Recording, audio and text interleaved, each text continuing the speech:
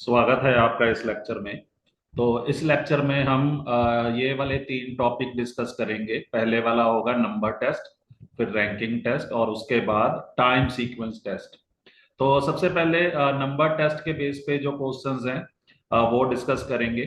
तो जो पहला क्वेश्चन आप देख पा रहे हैं अपनी स्क्रीन पे, वो ये वाला है। How many fours are there preceded by 7 but not followed by 3। तो यहाँ पे हमने वो वाले फोर देखने हैं जो कि 7 से प्रीसीड हों। प्रीसीड का मतलब होता है कि 7 पहले आए, ठीक है जी। बट नॉट फॉलोड बाय 3 मतलब कि वो वाले चार जिनके बाद में तीन ना आए। तो हमने ऐसे वाले चार पे फोकस करना है। और जो हमारी सीक्वेंस दे रखी है वो यहाँ पे है। तो देखिए, एक तो ये ट्रिपलेट ट्रिप हम देखेंगे। एक ये वाला ट्रिपलेट, मैं ट्रिपलेट की बात कर रहा हूँ। ट्रिपलेट, ट्रिपलेट का मतलब कि तीन का ग्रुप। तो एक ट्रिपलेट तो ये हो गया, एक ट्रिपलेट ये वाला, और फिर उसके बाद अगला ट्रिपलेट ये वाला, फिर उसके बाद ये वाला, और फिर जो आखिरी ट्रिपलेट है वो ये। तो मैं ट्रिपलेट पे ही क्यों फोकस कर रहा हूं, क्योंकि हमें इस तरह की कॉम्बिनेशंस चाहिए। मतलब कि चार से पहले सात हो पर चार के बाद तीन ना हो, ठीक है जी। प्रीसीड, प्रीसीड का मतलब होता है कि पहले, और फॉलो का मतलब होता है, फॉलोड बाय का मतलब के बाद में। तो देखिए, जो पहला ट्रिपलेट है वो ये कंडीशन को सेटिस्फाई कर रहा है, तो इसको हम काउंट करेंगे। दूसरे वाला ट्रिपलेट भी इसी कंडीशन को सेटिस्फाई कर रहा है, ठीक। तीसरे वाला भी कर रहा है। और यहाँ पे चौथे वाला ट्रिपलेट इस कंडीशन को सेटिस्फाई नहीं कर रहा है। मैं किस कंडीशन की बात कर रहा हूँ? जो कंडीशन क्वेश्चन में दे रखी है, ठीक, कि चार से पहले सात हो पर बाद में तीन ना हो। तो यहाँ पे देखिए, चार से पहले तो सात है पर बाद में भी तीन है, ठीक। तो इसके बाद जो अगला ट्रिपलेट है तो वो ये वाला है। तो मतलब कि टोटल चार ट्रिपलेट है यहाँ पे, यहाँ फिर ऐसे चार चार हैं, ऐसे चार चार हैं जिनके के पहले सात है पर बाद में तीन नहीं है, ठीक है जी। चलिए अगला क्वेश्चन देखते हैं। तो how many fives are there in the following number sequence which are immediately preceded by 7 and immediately followed by 6। तो हमने ये वाली जो सीक्वेंस दे रखी है इसमें उन पांच पे फोकस करना है, केवल पांच पे ही फोकस करेंगे जिनके के पहले सात हो और बाद में छह हो। तो देखिए, पहला पांच तो यहाँ पे है, यहाँ पे भी ट्रिपलेट पे ही फोकस करेंगे। तो पहला ट्रिपलेट हमारा सात पांच पांच है, पर ये इस कंडीशन को, ये वाली कंडीशन को सेटिस्फाई नहीं कर रहा है, तो इसको हम नहीं काउंट करेंगे। इसके बाद अगले वाला ट्रिपलेट ये है, ठीक, पर ये भी इस कंडीशन को सेटिस्फाई नहीं कर रहा। फिर अगले वाला ट्रिपलेट ये है, तो ये भी नहीं कर रहा है। फिर अगले वाला ट्रिपलेट ये, ठीक है जी, मतलब कि सेंटर में पांच होना चाहिए, ठीक। और फिर अगले वाला ये वाला है, ठीक। तो ये वाला जो ट्रिपलेट है जिसके के सेंटर में पांच है और उसके लेफ्ट साइड में सात है, मतलब कि प्रीसीडेड बाय 7 है, इमीडिएटली प्रीसीडेड बाय 7 और इमीडिएटली फॉलोड बाय 6। तो एक ट्रिपलेट हमें मिल चुका है, मतलब कि एक ऐसा पांच हमें मिल चुका है। फिर उसके बाद नेक्स्ट पांच वो यहाँ पे दिख रहा है, ठीक है जी। तो पर ये भी कंडीशन सेटिस्फाई नहीं कर रहा है। तो इस क्वेश्चन में हमारे पास केवल एक ही ऐसा पांच है, केवल एक ही ऐसा पांच है जिसके के पहले सात है, ठीक है, और बाद में छह है, ठीक जी। तो इसका मतलब ये है कि जो पहले वाला क्वेश्चन था, हमने उन ट्रिपलेट्स पे फोकस करना है जिनके के सेंटर में चार हो। तो पहला ट्रिपलेट ये था, दूसरा ट्रिपलेट ये था, तीसरा ट्रिपलेट हमारा ये था, और चौथा ट्रिपलेट ये, और पांचवा ट्रिपलेट हमारा यहाँ पे था। मैं ट्रिपलेट की बात कर रहा हूँ। तो इनमें जो ये वाला ट्रिपलेट है ये इस कंडीशन को सेटिस्फाई नहीं कर रहा है, तो इसको हमने नहीं काउंट किया। तो बाकी कितने ट्रिपलेट थे? एक, दो, तीन और चार। और इसी तरह जो हमारा, तो इसी तरह इस क्वेश्चन में हमने उन ट्रिपलेट्स पे फोकस किया था जिनके के सेंटर में पांच हो। तो पहला ट्रिपलेट हमारा ये था, ठीक। फिर अगला ट्रिपलेट हमारा ये बना। फिर उसके बाद जो हमारा ट्रिपलेट था वो ये वाला है। फिर उसके बाद ये वाला।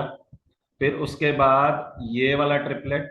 फिर उसके बाद जो हमारा आखिरी ट्रिपलेट था वो ये वाला था। ठीक है जी। और इसमें सिर्फ एक ही ट्रिपलेट है जो क्वेश्चन में दी गई कंडीशन को सेटिस्फाई कर रहा है, तो इसलिए यहाँ पे जो आंसर था हमारा एक था। तो चलिए अगला क्वेश्चन देखते हैं। How many even numbers are there in the following series of numbers, each of which is immediately preceded by an odd number but not immediately followed by an even number. तो यहाँ पे हमने उन triplets में focus करना है जिनके के सेंटर में इवन नंबर हो। तो देखिए ये पहला है जिसके सेंटर में इवन नंबर है। ठीक, अगले वाला है हमारा 489। तो वन बाय वन लिखते चले जाते हैं। तो देखिए पहला ट्रिपलेट हमारा 3 4 8 का है, क्योंकि यहाँ पे हमें इवन नंबर्स देखने हैं। कौन से इवन नंबर? तो वो इवन नंबर जिनके के प्रीसीडेड लिखा है, preceded by an odd number, जिनके के लेफ्ट साइड में एक ऑड नंबर हो। ठीक है जी, but not immediately followed by an even number. तो मतलब कि इधर इवन नंबर नहीं होना चाहिए, इवन नंबर नहीं होना चाहिए। तो या फिर ये भी कह सकते हैं कि वो वाले इवन नंबर जिनके के लेफ्ट में भी ऑड हो और राइट में भी ऑड नंबर हो, राइट में भी ऑड नंबर हो। तो पहला तो ट्रिपलेट हमारा 3 4 8 है, ये इस कंडीशन को सेटिस्फाई नहीं कर रहा है, और तो इसकी वजह से इसको हम नहीं काउंट करेंगे। अगला जो ट्रिपलेट है जिसके के सेंटर में इवन नंबर है वो है हमारा 489। ठीक है जी, तो 489 भी इस कंडीशन को सेटिस्फाई नहीं कर रहा है, क्योंकि जो इवन नंबर है उसके दोनों साइड, लेफ्ट साइड और राइट साइड, हमें ऑड नंबर ही चाहिए। ठीक है जी। इसी तरह जो अब अगला ट्रिपलेट हमारा बन रहा है वो 165 का है, तो इसको हम काउंट कर लेंगे क्योंकि इसके सेंटर में इवन है और इवन के दोनों साइड ऑड नंबर है। ठीक, तो इसके बाद हमारा नेक्स्ट जो ट्रिपलेट बनेगा वो 329 है, तो इसको भी हम काउंट करेंगे क्योंकि ये भी इस कंडीशन को सेटिस्फाई कर रहा है। इसके बाद 987 ये वाला ट्रिपलेट, इसको भी हम काउंट कर लेंगे। और इसके बाद हमारा कोई भी ऐसा ट्रिपलेट नहीं है जिसके के सेंटर में इवन नंबर हो। तो यहाँ पे जो हमारी करेक्ट ऑप्शन आएगी वो आएगी 3। ठीक है जी। चलिए अब अगला क्वेश्चन देखते हैं। तो if the positions of the first and third digit within each number are interchange. ठीक है जी, तो यहाँ पे हमें नंबर दे रखे हैं, इनकी पहली और तीसरी पोजीशन पे जो डिजिट्स हैं उनको अगर इंटरचेंज किया जाए तो देखिए हमें मिलेंगे 915, फिर हमें मिलेगा 463, फिर हमें मिलेगा 782, फिर हमें मिलेगा 851 और लास्ट में हमें मिलेगा 538। तो ये जो नंबर दे रखे हैं इनका पहला और तीसरा डिजिट हमने इंटरचेंज कर दिया है। Then which of the following will be the third digit of the second lowest number. तो अब इनमें से जो दूसरा सबसे छोटा नंबर, दूसरा सबसे छोटा नंबर, तो देखिए सबसे छोटा नंबर तो ये है, और जो दूसरा सबसे छोटा नंबर है वो है 538, और इसका जो तीसरा डिजिट है, तीसरा डिजिट जो है वो 8 है। ठीक है जी, तो इसका मतलब यहाँ पे ऑप्शन डी करेक्ट होगी। ठीक, अब इस क्वेश्चन में विच of the following is the difference between the second digit of the lowest and the highest of these numbers. तो इनमें जो लोएस्ट है मतलब कि सबसे छोटा नंबर है वो है 158, और जो हाईएस्ट है मतलब सबसे बड़ा नंबर है वो है 835। और इनके जो सेकंड डिजिट मतलब के 5 और 3, इनमें जो डिफरेंस है वो हम देख पा रहे हैं वो कुछ और नहीं है, 2 ही है, और यही है इस क्वेश्चन में पूछा गया था। ठीक है जी। अब इस क्वेश्चन में if it is possible to form a number which is a perfect square of a 2 digit odd number. ठीक है जी, तो हमने एक ऐसा नंबर बनाना है, एक ऐसा नंबर बनाना है जो कि एक 2 डिजिट ऑड नंबर, तो एक्स वाई होल स्क्वायर, इसका स्क्वायर हो, और ये जो एक्स वाई हो वो एक ऑड नंबर हो, 2 डिजिट ऑड नंबर। और ये जो नंबर हमने बनाना है जो कि परफेक्ट स्क्वायर होना चाहिए, ये हमने बनाना है using the second, fourth and seventh digit of this number. तो इसका जो सेकंड डिजिट है वो है 3, और इसका जो फोर्थ डिजिट है वो है 1, और इसका जो सेवंथ डिजिट तो काउंट कर लेते हैं। तो 1 2 3 4 5 6 7 6। तो हमारे पास 3 6 और 1, इन 3 डिजिट की हेल्प से एक नंबर बनाना है जो कि एक परफेक्ट स्क्वायर हो। तो वैसे वो जो नंबर है वो कोई और नहीं है, 361 ही है, क्योंकि 361 जो है वो 19 का स्क्वायर होता है। ये 2 डिजिट नंबर है जो कि ऑड है। ठीक है जी। Which of the following is the second digit of that 2 digit odd number. तो उसका जो सेकेंड डिजिट है, तो सेकेंड डिजिट यहाँ पे हम 9 मानेंगे। ठीक है जी, क्योंकि फर्स्ट डिजिट हमारा 1 है, सेकेंड डिजिट हमारा 9 है, तो यहाँ पे ऑप्शन डी करेक्ट आएगी। ठीक। अब इस क्वेश्चन में जरा ध्यान रखिए कि जब हम डिजिट्स की काउंटिंग कर रहे हैं, जैसे कि हमारा नंबर था 739142658, तो इसमें जो हमारा सेकंड डिजिट था, सेकंड डिजिट हमने 3 को लिया था, ना कि 5 को। इस बात का ध्यान रखें। और फोर्थ डिजिट हमने 1 को लिया है, ना कि हमने 2 को। ठीक। तो एक तो यहाँ पे भी हमने ये फैक्ट यूज किया है, और इसी तरह जब ये 361 हमारा 19 स्क्वायर है, तो इसका जो सेकंड डिजिट है वो हमने 9 लिया है। ठीक। तो हम डिजिट्स की काउंटिंग के लिए लेफ्ट से स्टार्ट कर रहे हैं, ना कि राइट से।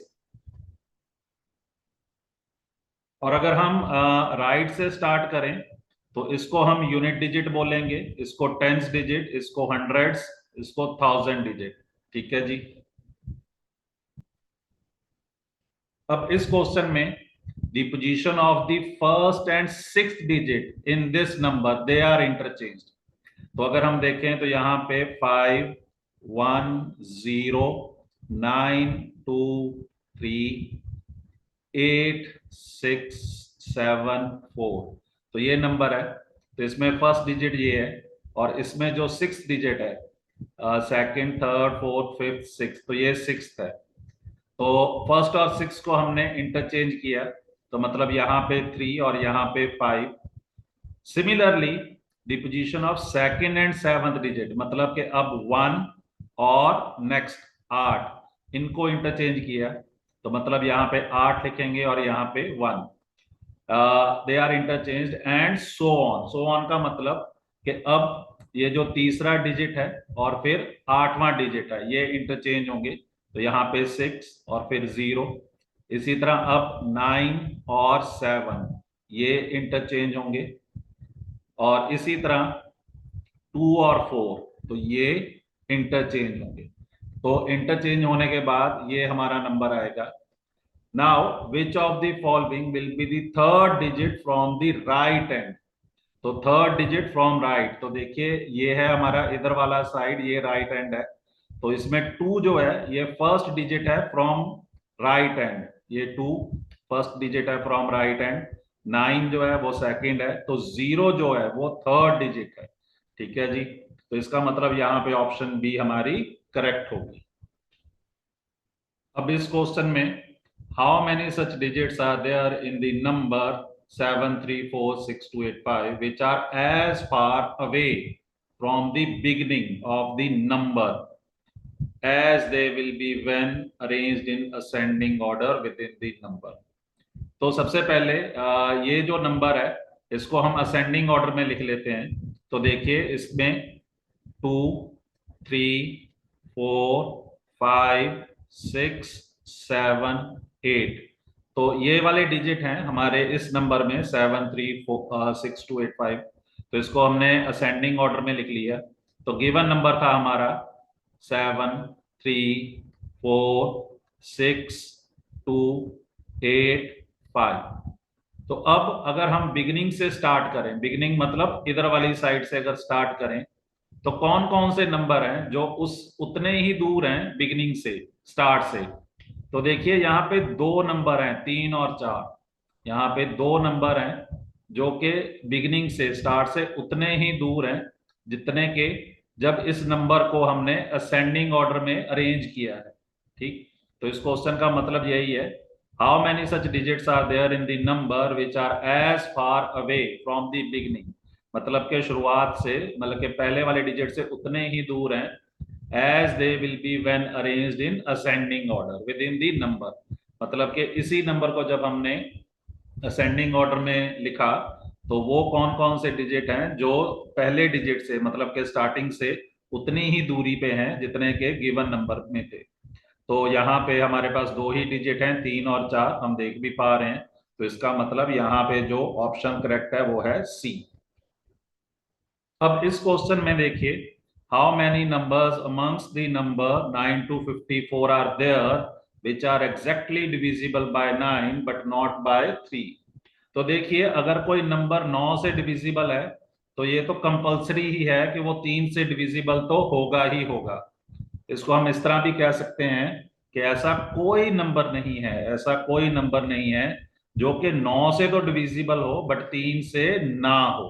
ठीक, तो इसका मतलब यहां पे ऑप्शन 0 करेक्ट होगी। हर एक नंबर जो 9 से डिविजिबल है ये जरूरी है कि वो 3 से डिविजिबल होगा ही होगा। तो मतलब कि 9 to 54, चाहे 9 to 54 लें या कोई और भी आप सीक्वेंस ले लें, उसमें ऐसा कोई भी नंबर नहीं होगा जो कि 9 से तो डिविजिबल हो पर 3 से ना हो। तो चलिए अब हम दूसरे टाइप के टेस्ट पे आते हैं जो कि हैं रैंकिंग टेस्ट। अब ये जो रैंकिंग टेस्ट होते हैं इसमें हम किसी भी पर्सन या कोई आइटम की रैंक देखते हैं लेफ्ट से या राइट से, टॉप से या बॉटम से। और साथ ही साथ हम total number of persons of items या प्रोडक्ट्स भी कह सकते हैं, वो भी हम यहाँ पे काउंट करते हैं। तो इसमें जो पहला क्वेश्चन है वो ये, in a row of girls the position of Radhika is 38th from the left.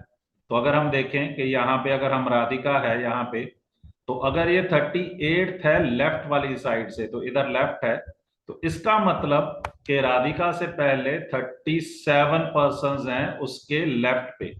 ठीक है जी, इधर वाली साइड 37 पर्सन हैं क्योंकि राधिका की पोजीशन 38th है from left side of the row, and the position from the right side of the row, तो इधर राइट साइड होगी रो की। ठीक, तो वहां से राधिका की जो रैंकिंग है या जो पोजीशन है वो 19वीं है, 19। तो इधर अगर राधिका की पोजीशन राइट हैंड से 19वीं है, तो इसका मतलब साफ है कि राधिका के राइट साइड पे 18 पर्सन होंगे, तो कि पहले 18 पर्सन होंगे फिर राधिका की 19वीं पोजीशन होगी राइट से। और इसी तरह लेफ्ट में राधिका से पहले 37 पर्सन होंगे, तभी राधिका की पोजीशन 38 होगी लेफ्ट से। तो इसका मतलब इस रो में टोटल कितने पर्सन होंगे, तो देखिए 37 पर्सन जो लेफ्ट में है, ठीक, फिर राधिका खुद प्लस एक, और फिर 18 जो राधिका के राइट साइड पे है। अगर हम इसको कैलकुलेट कर लें तो आंसर हमारा आ जाएगा 56। तो यहाँ पे जो करेक्ट ऑप्शन होगी वो होगी 56। अब इस क्वेश्चन को हम एक फॉर्मूले की हेल्प से भी कर सकते हैं। वो फॉर्मूला ये है कि total number of persons in the row, मतलब कि जो रो है या लाइन है उसमें टोटल नंबर ऑफ पर्संस वो क्या होंगे, वो होंगे the position of Radhika from the left hand. अब लेफ्ट हैंड से राधिका की पोजीशन कितनी थी, 38। ठीक है जी, फिर plus the position of Radhika from the right hand. तो राधिका की राइट हैंड से पोजीशन क्या थी, 19, तो वो प्लस कर दी, और -1, तो -1 कर दिया। तो देखिए तब भी हमारा आंसर 56 ही आएगा। तो इस क्वेश्चन को हम इस वाले फॉर्मूले से भी कर सकते हैं। ठीक है जी। अब इस क्वेश्चन के लिए, in a row of 31 persons the position of Vicky from the left side of the row is 8। तो टोटल हमारे पास 31 पर्संस हैं, 31 पर्संस हैं। और अगर लेफ्ट से बात करें तो अगर हम विक्की यहाँ पे है तो विक्की के इधर वाली साइड, ठीक है जी, लेफ्ट साइड, उसकी पोजीशन 8 है, तो उससे पहले 7 पर्संस होंगे, 7 पर्संस होंगे। ठीक है जी। तो हमने विक्की की राइट साइड से जो पोजीशन है, राइट वाली साइड से वो कैलकुलेट करनी है, क्योंकि विक्की की लेफ्ट साइड पे 7 पर्सन है और टोटल पर्सन हमारे पास 31 है। ठीक, तो विक्की की जो राइट साइड है वहां पे 23 पर्सन होंगे, क्योंकि देखिए 7 पर्सन विक्की की लेफ्ट में, ठीक, 8वां पर्सन विक्की खुद, और टोटल क्योंकि 31 है तो 31 में से हमने अगर 8 निकाले तो 23 पर्सन आ जाएंगे। तो इसका मतलब विक्की की राइट साइड में अगर 23 है तो विक्की का राइट साइड से जो रैंक होगा, ठीक है जी, विक्की का जो रैंक या पोजीशन होगा राइट साइड से वो 24वां होगा, क्योंकि उससे पहले 23 पर्सन है। तो यहां पे जो ऑप्शन करेक्ट होगी वो सी। और इस क्वेश्चन को हम फॉर्मूले से भी कर सकते हैं। वो ये था, total number of persons, total number of persons, this is equal to position of the Vicky, position of Vicky from left plus position of Vicky from right, ठीक है जी, और फिर -1, position of Vicky from left plus position of Vicky from right -1। तो देखिए total number of persons तो हमारे पास 31 है, और विक्की की जो लेफ्ट से पोजीशन है वो हमारे पास 8 दे रखी है, और राइट से जो पोजीशन है वो हमने पता नहीं है, वही फाइंड आउट करनी है। तो हम x मान लेते हैं और -1, और अगर आप यहाँ पे देखें तो 7 + x आ जाएगा। तो x की वैल्यू जो आएगी 31 - 7 मतलब कि 24 आ जाएगी। तो फिर भी हमारा ऑप्शन सी ही करेक्ट आएगा। अब इस क्वेश्चन में in a billing line of 32 persons the position of Hafiz from the front side of the row is 14। तो टोटल हमारे पास 32 पर्संस हैं, 32 पर्संस हैं, और जो हाफिज है, अगर मैं हाफिज को यहाँ पे मार्क करूं तो उनकी जो फ्रंट साइड, ये मैं फ्रंट साइड ले रहा हूं, तो वहां पे उनकी जो पोजीशन है वो 14th नंबर पे है। ठीक, find the number of persons after Hafiz in that row, मतलब कि हाफिज के इधर वाली साइड कितने लोग होंगे। तो नेचुरल सी बात है कि अगर हाफिज 14th नंबर पे हैं और टोटल 32 हैं, तो हाफिज के इधर वाली साइड टोटल 18 पर्सन ही होंगे, क्योंकि 14 + 18 32। तो इस क्वेश्चन में थोड़ा ध्यान रखिए कि हमें जो पूछा गया है वो ये कि हाफिज के राइट साइड पे कितने पर्संस हैं, या हाफिज के बाद में, आफ्टर हाफिज, हाफिज के बाद में कितने पर्संस हैं, तो वो तो 18 ही होंगे। हाँ, अगर ये पूछा गया होता कि हाफिज का एंड से, एंड वाली साइड है, जो एंड साइड है वहां से जो रैंक है वो 19 होगा, अगर ये पूछा गया। और अगर ये पूछा गया होता कि हाफिज का एंड साइड से कितना रैंक है, फिर वो 19th आता। ठीक है जी, क्योंकि हाफिज से पहले 18 पर्संस हैं एंड साइड से। ठीक, और इस क्वेश्चन में in a row of 85 person Manya is 24 from the left side of the row. तो हमारे पास टोटल 85 पर्संस हैं। ठीक है जी, और यहाँ पे अगर मैं मान्या को मार्क करता हूँ तो मान्या की जो पोजीशन है लेफ्ट साइड से वो 24th है। तो इसका मतलब कि इधर वाली साइड, मान्या की इधर वाली साइड लेफ्ट साइड में टोटल कितने पर्संस होंगे, 23 पर्संस होंगे मान्या के लेफ्ट साइड में।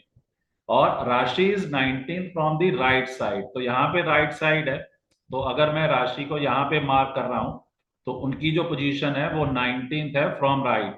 तो इसका मतलब राशि के राइट साइड पे टोटल कितने पर्संस होंगे, 18 पर्संस होंगे। ठीक है जी, तो अब find out the number of person sitting between them. तो मान्या और राशि के बीच में कितने टोटल लोग होंगे उनके बीच में।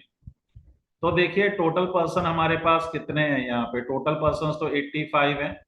ठीक है जी, तो मान्या तक तो 24 पर्सन हो जाएंगे। ठीक, तो मान्या तक 24, फिर 24 लिख लिए हमने। अब देखिए जो राशि है उनके बाद 18 पर्सन है, 18 पर्सन ये हो गए, और एक पर्सन राशि भी हो जाएगा, राशि खुद एक पर्सन है, वो भी काउंट होगा। तो इसका मतलब जितने लोगों का डेटा हमें दे रखा है तो उसके अकॉर्डिंग हमारे पास टोटल कितने पर्सन आ रहे हैं, 24 + 18 ये 42 हो जाएंगे। और 42 जमा 1 43। ठीक, तो बाकी के जो 42% होंगे, मतलब के 85% -43, बाकी के जो 42% होंगे वो कहाँ पे होंगे? तो नेचुरल सी बात है कि वो 42% मान्या और राशि के बीच में होंगे। ठीक है जी, तो रिपीट कर देता हूं। तो टोटल हमारे पास 85% है। ठीक है जी, जो मान्या है उनका रैंक 24 है लेफ्ट से, तो मतलब के मान्या के लेफ्ट साइड पे 23% है। जो राशि है उनका 19th रैंक है राइट साइड से, तो मतलब के राशि के राइट पे 18% है। तो इसका मतलब कि मान्या तक हमारे पास 24 लोग हैं और राशि के राइट साइड पे 18 हैं, तो राशि खुद एक पर्सन भी है। तो 24 मान्या तक, 18 लोग जो राशि के राइट साइड पे हैं और खुद एक राशि, तो टोटल 43% हो गए। पर टोटल तो हमारे पास 85% थे, तो बाकी के जो 42% है, ठीक, वो कहाँ पे होंगे? वो मान्या और राशि के बीच में होंगे। ठीक है जी, अब इस क्वेश्चन को हम एक फॉर्मूले की हेल्प से भी कर सकते हैं। तो जो वो फॉर्मूला है वो ये: number of persons between two persons और articles, this is equal to total number of persons articles, ठीक, minus sum of position of two different persons. ठीक है जी, यहाँ पे जो पर्सन थे डिफरेंट थे, मान्या और राशि। और अगर आप ध्यान से देखें पिछले क्वेश्चंस में, वहां पे हमारा पर्सन डिफरेंट नहीं था, सेम ही था। ठीक, ये भी एक बहुत इंपॉर्टेंट पॉइंट है जिसका हमको ध्यान रखना चाहिए। अब टोटल नंबर ऑफ पर्सन्स हमारे पास 85 थे, ये वाले टोटल नंबर ऑफ पर्सन्स 85, और इसके बाद minus sum of positions of two different persons. तो मान्या की पोजीशन थी 24, तो प्लस 24, और राशि की पोजीशन थी 19। ठीक है, तो माइनस कर दिया, तो हमारा आंसर आ जाएगा total number of persons between to person. तो ये कितना आया? 85 माइनस 43 इक्वल टू 42।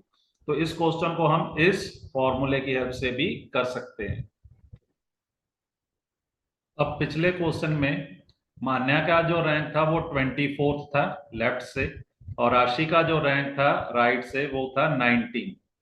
अब इस तरह के केस को हम नॉन ओवरलैपिंग केस बोलते हैं, नॉन ओवरलैपिंग। अब नॉन ओवरलैपिंग का मतलब क्या है? तो देखिए, मान्या का रैंक था 24th लेफ्ट से और राशि का था 19। अब अगर इनके रैंक को अगर आप ऐड कर दें, तो 24 प्लस 19, तो ये आएगा 43। और ये जो 43 था, मतलब कि इनके रैंक्स का जो सम था, रैंक्स का जो सम था वो लेस देन 85 था। 85 टोटल नंबर ऑफ पर्संस।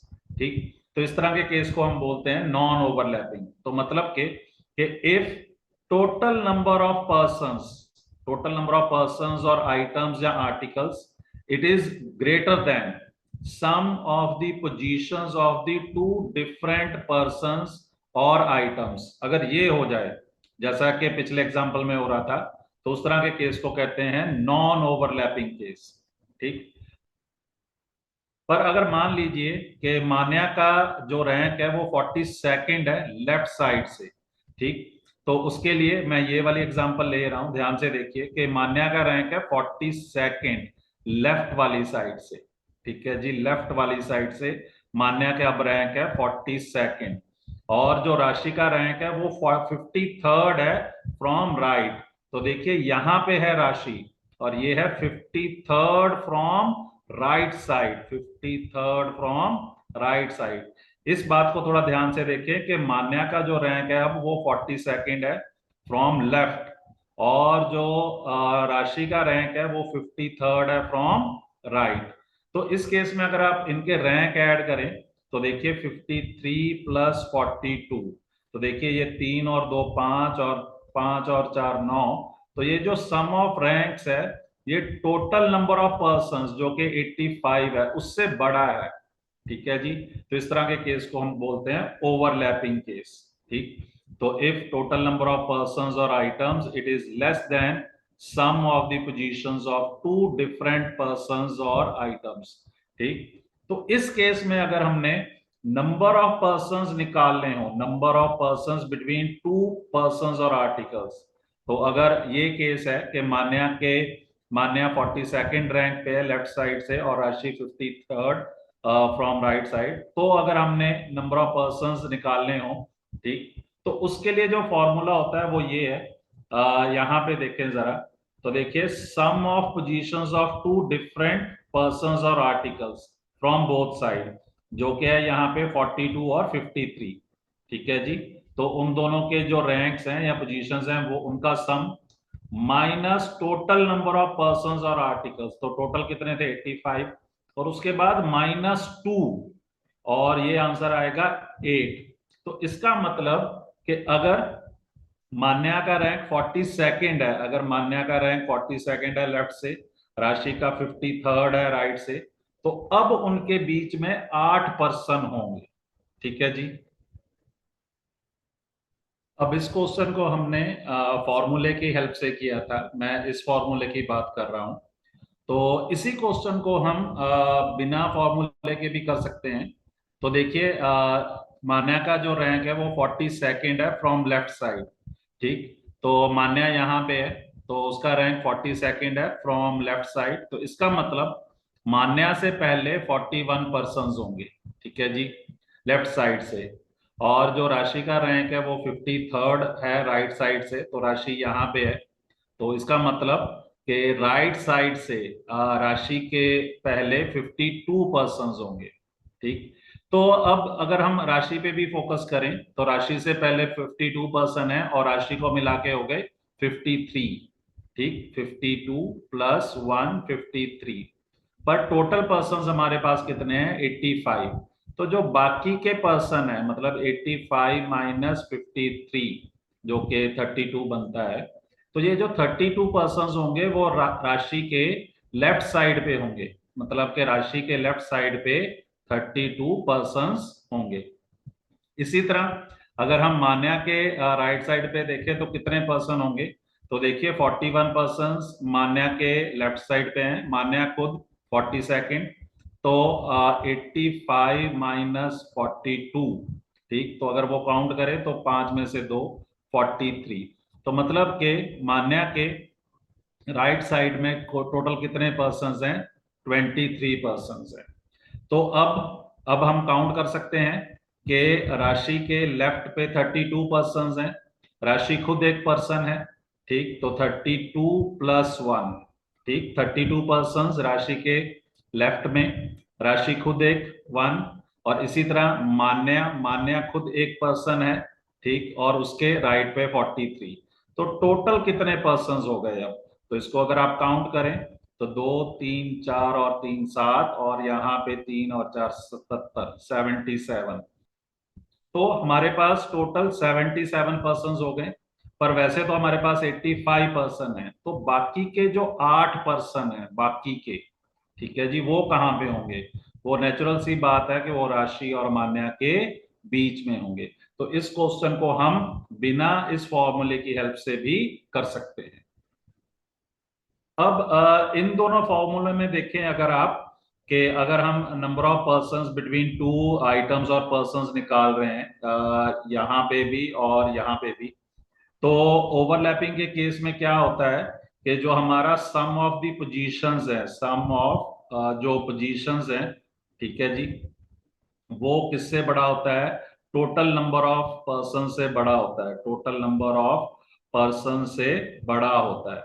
तो इस केस में देखें जो फॉर्मूला था वो था sum of positions of two different persons minus total number of person और फिर से -2, ठीक, तो ये ओवरलैपिंग का केस था, ठीक, जब हमारा sum of positions is greater than total number of persons, ठीक।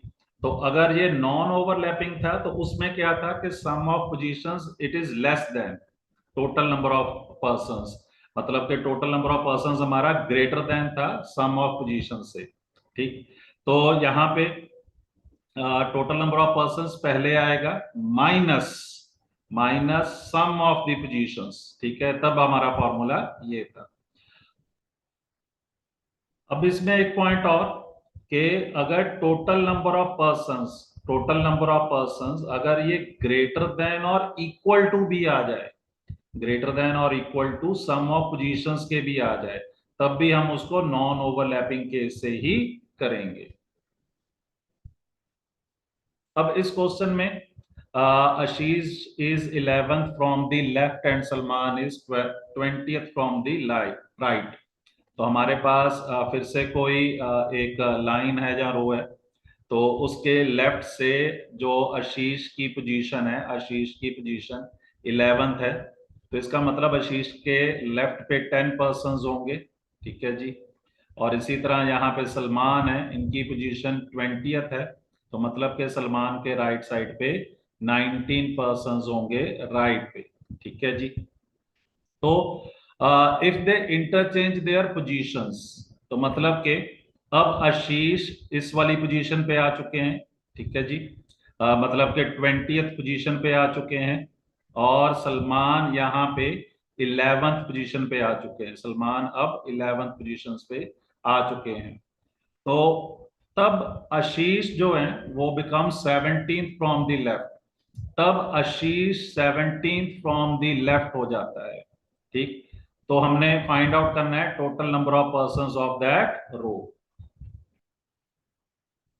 तो अब अगर हम इस पोजीशन पे फोकस करें, ये वाली पोजीशन पे फोकस करें हम, तो देखें कि इस पोजीशन, ये जो पोजीशन है ये राइट से 20th है और लेफ्ट से 70th है। तो इसका मतलब कि ये वाली जो पोजीशन है, इसके राइट साइड पे कितने पर्सन्स हैं? 19 पर्सन्स हैं। और इसी पोजीशन के लेफ्ट साइड पे कितने पर्सन्स हैं? 16 पर्सन है। तो 19 प्लस 16 टोटल ये हो गए। और फिर एक पोजीशन ये खुद भी आएगी, मतलब कि इस पोजीशन पे यहाँ तो सलमान है, ठीक है जी, इंटरचेंज से पहले, या फिर यहाँ पे आशीष है इंटरचेंज के बाद। तो यहाँ तो सलमान होंगे या आशीष इस पोजीशन पे, ठीक। तो ये एक और बीच में ऐड हो जाएगा, तो टोटल हमारे पास कितना आ जाएगा? 36 पर्सन्स इस लाइन में या इस रो में होंगे, ठीक है जी। अब ये क्वेश्चन लगभग सेम ही है कि एक बार फिर से आशीष 11th है फ्रॉम लेफ्ट से और सलमान 20th है फ्रॉम राइट से, और दोनों ने अपनी पोजीशंस इंटरचेंज की है, और उसके बाद Ashish becomes 17th from the left. तो क्वेश्चन तो सेम ही है, बट अब हमने जो फाइंड आउट करना है वो ये कि what will be the new position of Salman from the right and. तो देखिए सलमान पोजीशन चेंज करने के बाद इस पोजीशन पे आए हैं, तो राइट एंड से उनका जो रैंक है या पोजीशन है वो फाइंड आउट करनी है। तो इसके लिए सबसे पहले हमें तो टोटल नंबर ऑफ पर्सन्स चाहिए, ठीक है जी, रो में टोटल नंबर ऑफ पर्सन्स। तो पिछले क्वेश्चन में हमने टोटल नंबर ऑफ पर्सन्स निकाला है 36, ठीक। अब अगर आप ध्यान से देखें कि सलमान की जो नई वाली पोजीशन है उनके लेफ्ट साइड पे 10 पर्सन्स होंगे। क्यों? क्योंकि सलमान ने ये वाली पोजीशन ऑक्युपाई की है, तो इस पोजीशन पे इसके लेफ्ट में 10 पर्सन्स थे, ठीक है जी, क्योंकि लेफ्ट साइड से ये 11th है, तो मतलब यहाँ पे अब 10 पर्सन्स हैं। तो 10 पर्सन्स तो सलमान के लेफ्ट पे हो गए, ठीक। और सलमान खुद एक अपने आप में एक पर्सन है, तो टोटल 11 पर्सन हो गए, ठीक।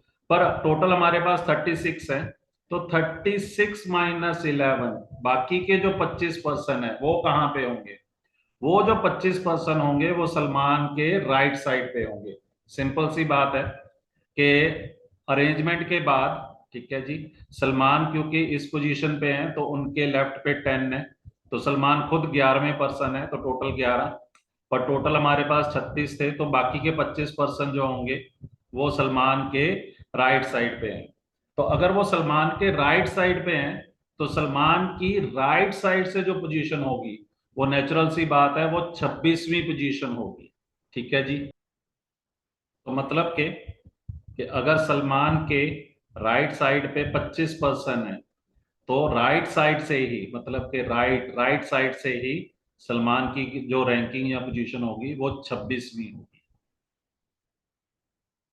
अब इस क्वेश्चन में Avni is 14th from the left and Tanmay is 13th from the right end of a row. तो लेफ्ट एंड राइट एंड है, तो जो तन्मय है वो 13th है, और जो अवनी है वो 14th। ठीक, क्रमवार लेफ्ट और राइट हैंड से।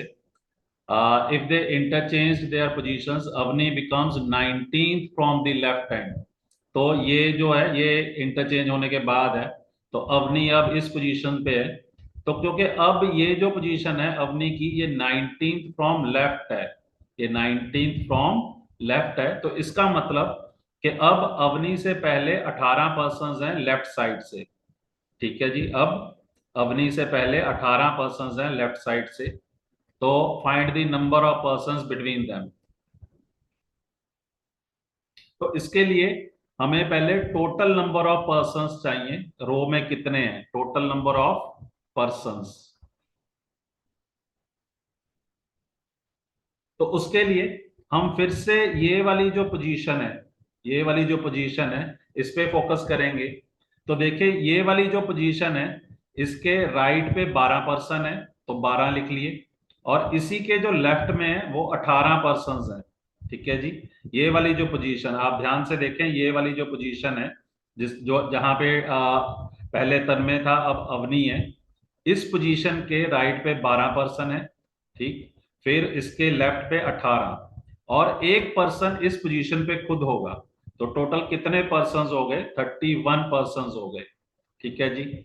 और अब अवनी और तन्मय के बीच में जो नंबर ऑफ पर्सन निकालने हैं, तो देखिए इंटरचेंज से पहले अवनी के लेफ्ट साइड पे 13 पर्सन थे, तो 13 लिख लिए। ठीक, और अवनी खुद एक पर्सन है तो +1, और तन्मय भी खुद एक पर्सन था, ठीक, +1, और तन्मय के राइट पे 12 पर्सन थे तो +12।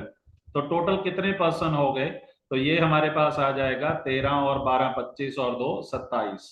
ठीक, तो अवनी और तन्मय के लेफ्ट और राइट को मिला के, अवनी और तन्मय के लेफ्ट और राइट को मिला के, साथ में अवनी और तन्मय को भी कैलकुलेट करके टोटल 27 पर्सन है। पर पूरी रो में कितने पर्सन थे, पूरी रो में, ठीक, वो तो 31 है। तो बाकी के जो 4 पर्सन है, बाकी के जो 4 पर्सन है वो कहाँ पे होंगे, तो नेचुरल सी बात है कि वो 4 पर्सन अवनी और तन्मय के बीच में होंगे। तो यहाँ पे जो हमारा करेक्ट ऑप्शन आएगा वो ऑप्शन ए।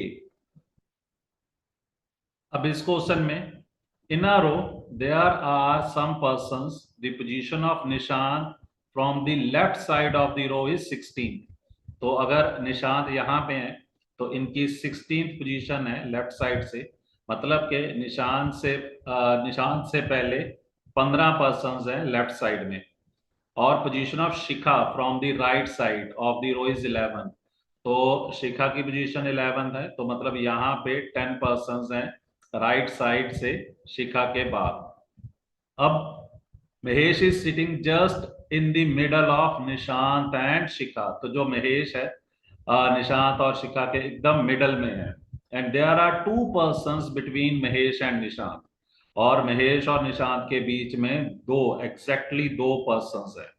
ठीक, तो हमने total number of persons in the row find out करने। तो इस क्वेश्चन में बेसिकली 2 केसेस बनेंगे। पहला केस तो ये होगा कि जब निशांत महेश के लेफ्ट साइड में है, जब निशांत महेश के लेफ्ट साइड में है, या फिर शिखा महेश के राइट साइड में। एक केस तो ये बनेगा।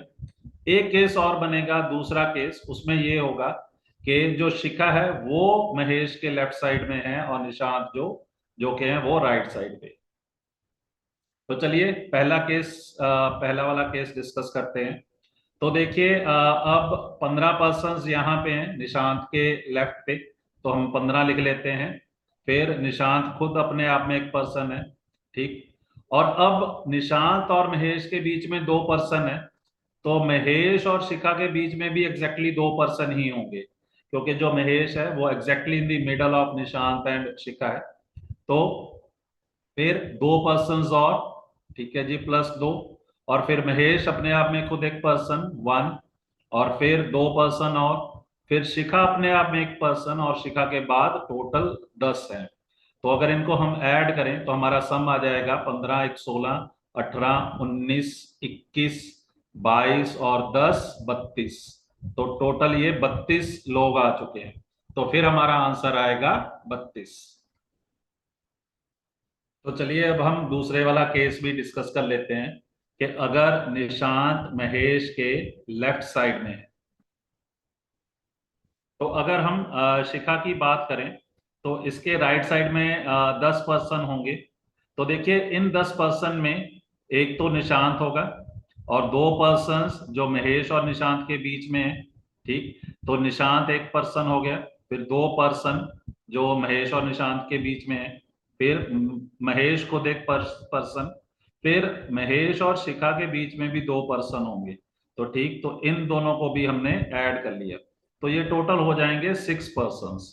ठीक, तो मतलब कि ये जो 10 पर्सन है जो शिखा के इधर वाली साइड है, राइट साइड है, इनमें 6 पर्सन निशांत तक हैं। निशांत तक हमारे पास 6 पर्सन आ चुके हैं। तो मतलब कि बाकी के जो 4 पर्सन होंगे वो निशांत की राइट साइड पे होंगे, बाकी के 4 पर्सन। ठीक, तो अब अगर हम लेफ्ट से काउंट करें तो निशांत तक 16 पर्सन है, 16 पर्सन है, और उसके बाद 4 और पर्सन है। ठीक है, तो टोटल कितने पर्सन हो जाएंगे?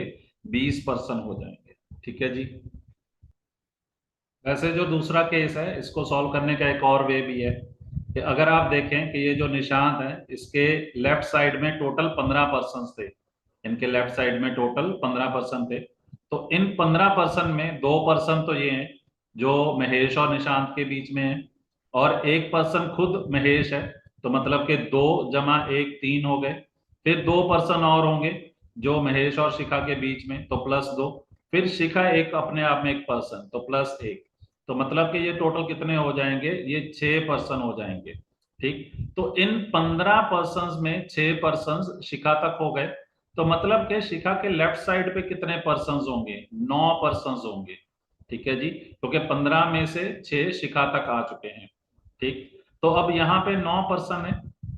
तो अब शिखा के लेफ्ट साइड, शिखा के राइट साइड पे देखें कि 10 पर्सन है। शिखा के राइट साइड पे 10 पर्सन है, शिखा के लेफ्ट साइड पे 9 पर्सन है, और खुद शिखा अपने आप में एक पर्सन है। तो टोटल कितने हो जाएंगे? 10 + 9 + 1 दैट इज इक्वल टू 20। तो इस क्वेश्चन को हम इस वे से भी कर सकते हैं। ठीक है जी। तो चलिए अब हम टाइम सीक्वेंस टेस्ट के बेस पे क्वेश्चंस डिस्कस करते हैं। तो पहला जो क्वेश्चन है वो ये है कि how many days are there in between 5th June and 7th September including both the days. तो दोनों दिनों को भी कैलकुलेट करना है, मतलब कि 5 जून और 7 सितंबर को बीच में इंक्लूड करना है। तो देखिए जून जो महीना होता है उसमें टोटल 30 डेज होते हैं, और क्योंकि हमने 5 जून को भी इंक्लूड करना है, तो इसका मतलब जो पहले 4 दिन है, फर्स्ट 4 डेज है।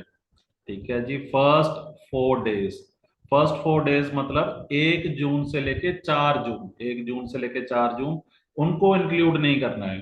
तो अगर हम ये 4 दिन इंक्लूड ना करें, यहाँ कह लें कि अगर 5 जून को भी इंक्लूड करना है, तो टोटल कितने दिन आएंगे जून महीने में? तो जून महीने में टोटल 26 दिन आएंगे हमारे पास। ठीक है जी। तो जुलाई में 31 दिन आएंगे जी। ठीक, और अगस्त में भी हमारे पास 31 दिन आएंगे, और सितंबर में कितने दिन आएंगे? 7 दिन आएंगे। क्यों, ऐसा क्यों होगा? क्योंकि 7 सितंबर को हमने इंक्लूड करना है। अगर हम इनका सम कर लें, मतलब 26 + 31 + 31 + 7, तो आप देख सकते हैं कि आंसर आ जाएगा 95 डेज। ठीक है जी। अब इस क्वेश्चन में if the 15th July 1999 it is Thursday, then what was the day on 31st August of that year. तो देखिए जो जुलाई का महीना होता है उसमें टोटल 31 दिन होते हैं, जुलाई के महीने में 31 डेज। तो हमने 15 जुलाई से स्टार्ट करना है। तो जुलाई में कितने दिन बाकी रह जाएंगे? बाकी जो रह जाएंगे वो 16 डेज बाकी रह जाएंगे। ठीक है जी, क्योंकि टोटल 31 डेज है। तो 15 जुलाई को तो खैर थर्सडे है ही है, तो बाकी कितने दिन रहेंगे जुलाई में? 16 डेज। और अगस्त के कितने दिन होंगे? 31। ठीक है जी, क्योंकि 31 को हमने काउंट करना है। तो मतलब कि 15 जुलाई के बाद हमें कितने दिन और काउंट करने हैं? 47 दिन। एक्चुअल में ये हैं 16 + 31 = 47। तो 47 डेज हमने कैलकुलेट करने हैं। इसको हम इस तरह भी कह सकते हैं कि 15 जुलाई के बाद, 15 जुलाई के बाद हमने नेक्स्ट 47 डेज कैलकुलेट करने हैं। तो अगर आप देखें कि 15 जुलाई के बाद अगर आप नेक्स्ट 7 डेज देखें, 15 जुलाई के बाद नेक्स्ट जो 7 डेज होंगे, तो अगले 7 दिन के बाद फिर से थर्सडे आएगा, उसके अगले 7 दिन के बाद फिर से थर्सडे आएगा। कहने का मतलब कि 22 जुलाई को भी थर्सडे आएगा, ठीक है जी। इसी तरह 29 जुलाई को भी थर्सडे आएगा, मतलब कि हर 7 दिन के बाद थर्सडे आएगा। तो इसका मतलब अगर 47 को हम 7 से डिवाइड कर दें, 47 को 7 से डिवाइड करें, तो देखिए ये आएगा 6 × 7 = 5, ठीक है जी, क्योंकि 6 × 7 42 और 5 47। तो मतलब कि हमारे पास अब 5 रिमाइंडर आ जाएगा, ठीक है जी, क्योंकि 42 दिन के बाद, एग्जैक्टली 42 दिन के बाद थर्सडे ही आएगा। अब 5 दिन बाकी रह जाएंगे, ठीक। तो देखिए अब थर्सडे से 5 दिन कैलकुलेट कर लीजिए, ठीक। तो थर्सडे के बाद पहला दिन आएगा फ्राइडे, ठीक है जी, पहला दिन। फिर उसके बाद अगला दिन आएगा सैटरडे, फिर आएगा संडे, फिर आएगा मंडे, और लास्ट दिन जो होगा वो होगा ट्यूसडे। क्यों, ऐसा क्यों होगा? क्योंकि 42 दिन के बाद, 15 जुलाई से 42 दिन के बाद एक बार फिर से थर्सडे आ जाएगा। अब बाकी के 5 दिन हमने देखने हैं। तो जो थर्सडे है उसके एक दिन बाद फ्राइडे होगा, 2 दिन बाद सैटरडे, 3 दिन बाद संडे, 4 दिन बाद मंडे, और 5 दिन बाद ट्यूसडे होगा। तो इसका मतलब यहाँ पे करेक्ट ऑप्शन बी ट्यूसडे होगी। अब इस क्वेश्चन के लिए भी, यदि आज सैटरडे है तो 180 दिन के बाद क्या होगा? तो देखिए अगर आज सैटरडे है तो 7 दिन बाद भी सैटरडे, फिर 7 दिन बाद सैटरडे, 7 दिन बाद सैटरडे, इसी तरह चलेंगे। तो अब अगर 180 को अगर हम डिवाइड करें 7 से, तो हमारे पास आ जाएगा 25 × 7 + 5, ठीक है जी। ये 25 × 7 175 होता है, और 5 अगर 180 को हम 7 से डिवाइड करते हैं तो इसका मतलब कि आज से 175 दिन बाद एक बार फिर से सैटरडे आएगा, और सैटरडे से बाद हमने 5 दिन और कैलकुलेट करने हैं। तो सैटरडे के बाद जो अगला दिन होगा वो संडे, उसके अगले दिन मंडे, ठीक, फिर ट्यूसडे होगा, फिर वेंसडे होगा, और फिर थर्सडे होगा। ये 5वां दिन आ जाएगा। तो इसका मतलब यहाँ पे ऑप्शन सी करेक्ट होगी।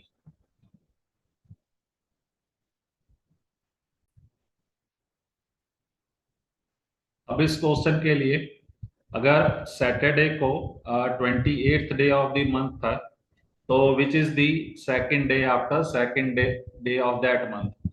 तो सबसे पहले इस लाइन का मतलब ये है कि फोर्थ डे ऑफ मंथ उस दिन कौन सा दिन था हफ्ते का, वो हमसे पूछा गया है।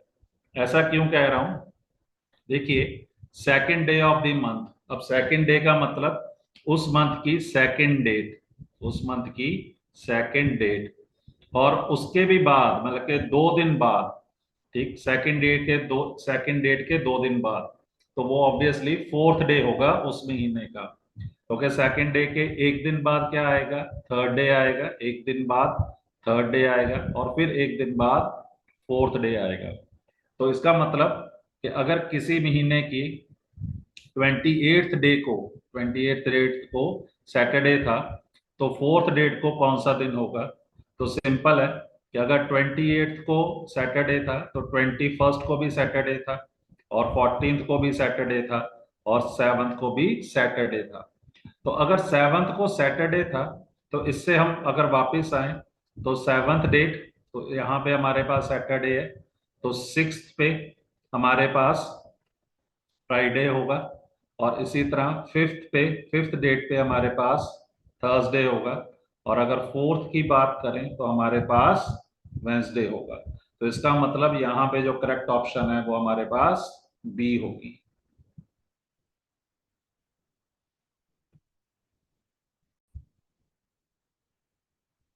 इस क्वेश्चन के लिए एक बार फिर से हमें 11 मार्च और 5 मई के बीच में दिन कैलकुलेट करने हैं, इंक्लूडिंग बोथ डेज। तो देखिए जो मार्च होता है वो 31 दिन का होता है और क्योंकि हमने 11 मार्च को कैलकुलेट काउंट करना है, तो मतलब कि पहले 10 दिन मार्च के वो हमने छोड़ देने हैं। We will leave them behind. ठीक, तो वो काउंट नहीं करेंगे पहले 10 दिन। तो कितने दिन काउंट करेंगे हम? 21 दिन। ये मार्च के 21 दिन हो जाएंगे। ठीक, फिर अप्रैल के 30 दिन, और फिर मई के 5 दिन। ठीक, तो ये मार्च के 21 दिन, ये अप्रैल के 30 दिन, और ये 5 दिन मई के हो जाएंगे। ठीक है जी। तो टोटल कितने दिन आ जाएंगे? तो 21 + 30, तो ये 51, 51 + 5 56। तो यहाँ पे एक्चुअल में आई थिंक यहाँ पे ये ऑप्शन 56 थी, तो ये ऑप्शन सी 56 करेक्ट हो जाएगी।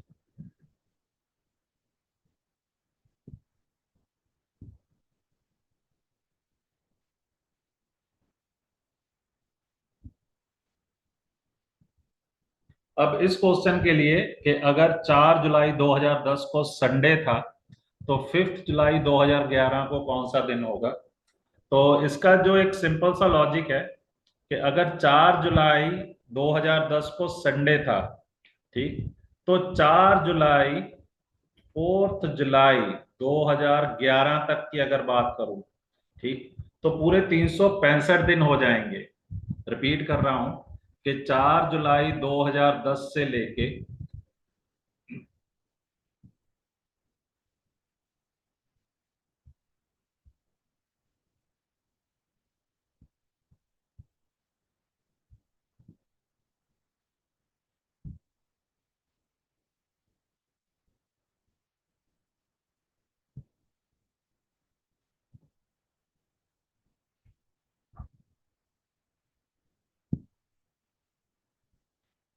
4 जुलाई 2010 से लेके 4 जुलाई 2011 तक पूरे 365 दिन होंगे। ऐसा क्यों होगा? आप देख भी सकते हैं कि ये 2010 के लिए जुलाई, अगस्त, सितंबर, अक्टूबर, नवंबर, दिसंबर, और 2011 के लिए जनवरी, फरवरी, मार्च, अप्रैल, मई और जून। तो जुलाई के लिए, जुलाई 2010 के लिए हमारे पास कितने दिन बचे हैं? 27, क्योंकि 4 जुलाई के बाद 27 दिन, क्योंकि जुलाई होती है 31 डेज की, फिर अगस्त के 31, सितंबर के 30, इस तरह चलते हुए अब 2011 में जो फरवरी का मंथ आएगा उसमें 28 दिन होंगे, क्योंकि ये कोई लीप ईयर नहीं है, ना ही 2010 ना ही 2011। वैसे यहाँ पे हमारे लिए 2010 का लीप ईयर होना या ना होना इम्पोर्टेंट नहीं है, बेसिकली वो 2011 के लिए है, क्योंकि फरवरी का मंथ 2011 में आएगा। तो अगर ये सारे दिन अगर आप कैलकुलेट करें तो देखिए 27 यहाँ पे है, और 31 × 6, क्योंकि ऐसे 6 महीने हैं, 1, 2, 3, 4, 5 और 6, और इसी तरह 30 × 4, तो आप देख सकते हैं 1, 2, 3 और 4, और ये 28 दिन फेब के आगे, फरवरी के, और 4 जुलाई 2011 इसके भी 4 दिन। तो इनको ऐड कर लीजिए तो 365 दिन पूरे हो गए, जो कि मैंने शुरू में कहा था। ठीक, तो ये इंपॉर्टेंट है यहाँ पे कि अगर यहाँ पे 4 जुलाई 2010 से लेके 4 जुलाई 2011 तक बात करें तो टोटल 365 डेज है, पर हमने जाना है 5 जुलाई तक, तो मतलब कि एक दिन और होगा, मतलब कि टोटल हमारे पास 366 डेज होंगे। अब ये 366 डेज, इसको हम लिखेंगे 52 × 7 + 2। ठीक, तो इसका मतलब कि हमारे पास ये 7 52 बार रिपीट हो जाएगा। तो जब मतलब कि 364 दिन, ये 52 × 7 जो 364 होता है, तो मतलब कि 4 जुलाई 2010, 4 जुलाई 2010 के 364 दिन बाद, 364 दिन बाद हमारे पास फिर से संडे आ जाएगा, और हमारे पास अब 2 दिन ऊपर होंगे। ठीक है जी, 2 दिन ऊपर होंगे, तो मतलब कि संडे के बाद 2 दिन ऊपर, तो ऑब्वियसली वो ट्यूसडे आ जाएगा। ठीक है जी।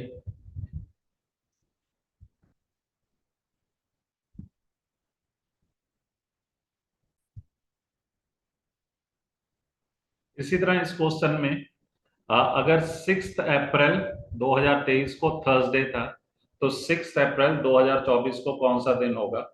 तो फिर से वैसे ही करेंगे कि 6 अप्रैल 2023, ठीक है जी, इससे लेके 6 अप्रैल 2024, तो हमारे पास टोटल कितने दिन आ जाएंगे? टोटल 366 दिन आएंगे। क्यों?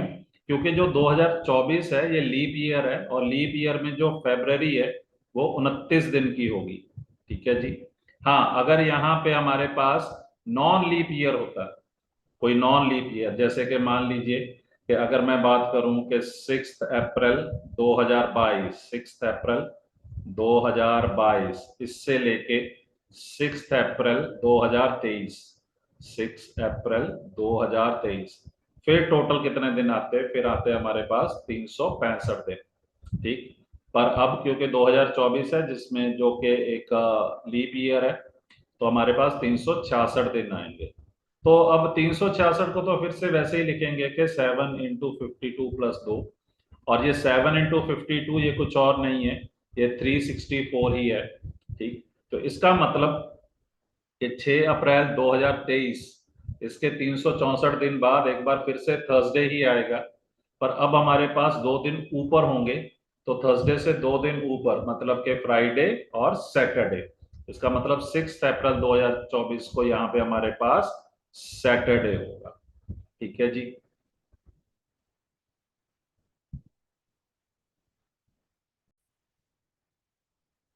इसी तरह एक बड़ा ही इंटरेस्टिंग फैक्ट होता है हमारे कैलेंडर में। आप अपने हमारे कैलेंडर में कोई भी ईयर अगर आप देखें, तो मार्च महीना, मार्च का जो महीना और नवंबर का जो महीना है, इनके जो दिन होते हैं वो उसी हफ्ते के उसी दिन से स्टार्ट होते हैं, इनकी जो डेट्स होती हैं।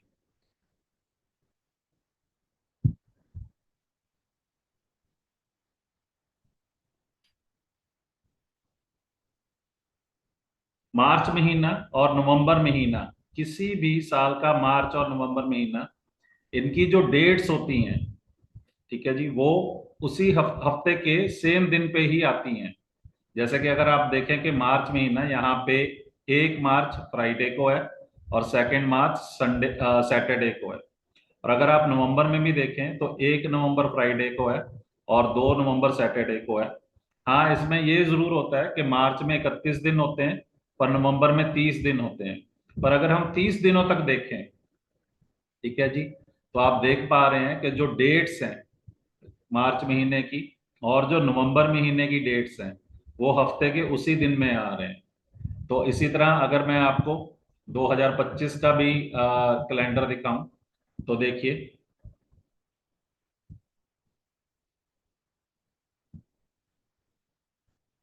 तो देखिए कि मार्च महीने में देखिए first date, second, third, fourth, fifth इसी तरह चल रहे हैं, और इसी तरह नवंबर में भी सेम ही है, ठीक है जी।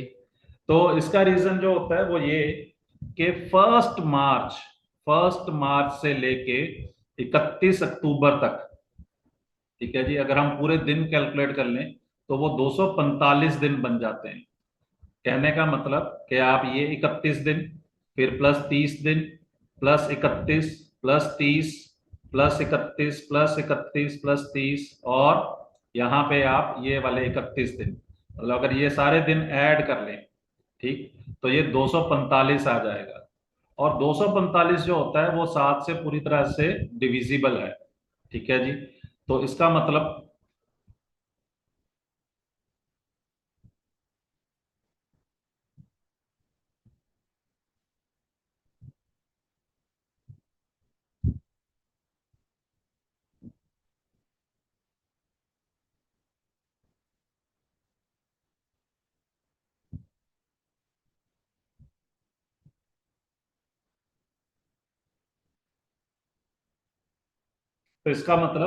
अगर 245 को 7 से डिवाइड डिवाइड करें तो 35 क्वोशंट आ जाएगा, रिमाइंडर आएगा 0, ठीक।